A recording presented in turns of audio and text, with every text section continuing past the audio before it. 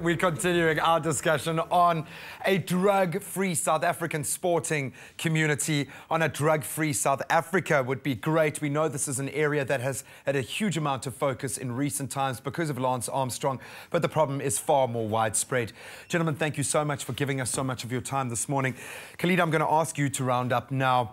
For coaches, for management, for the sporting bodies in South Africa, where do they go to take their cue when combating drugs within sport? What is the first step? Well, the first step would be to check out our website, drugfreesport.org.za.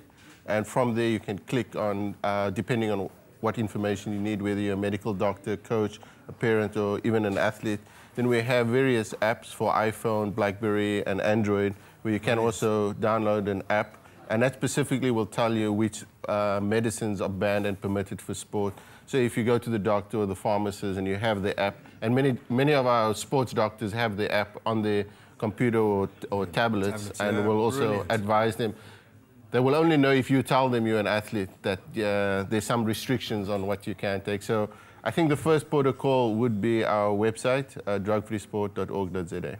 Well, that's a perfect lead into my question to you. If you are an athlete, if you are a professional athlete or a young person wanting to take your performance to the next level and you are starting to think that your only answer is turning to drugs, what advice do you have for them? Where must they turn before taking that very negative step? I think it's important that we hold the sort of leaders of the teams and the managers accountable to educate the kids, and there should be a direct line of communication. Talk about it, talk about the conflict, the personal conflict, If it doesn't sit with you, talk about it rather than just blindly doing it. And I think that sort of line of communication through the coaches, through your parents, through the teachers, through the managers should go all the way through to, obviously, to drug-free. And if you're not comfortable with it, talk about it rather than just doing it blindly. Take that step, man up. You are going to be able to look at yourself in the mirror at the end of the day.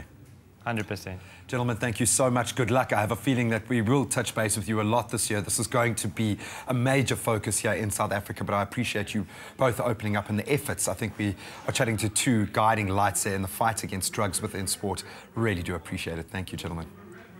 Right, we're going to continue our education in the drugs in question. We did a little bit of an exploration ourselves, looking at some of those substances that do blur the lines, some of those danger areas where you might fall victim.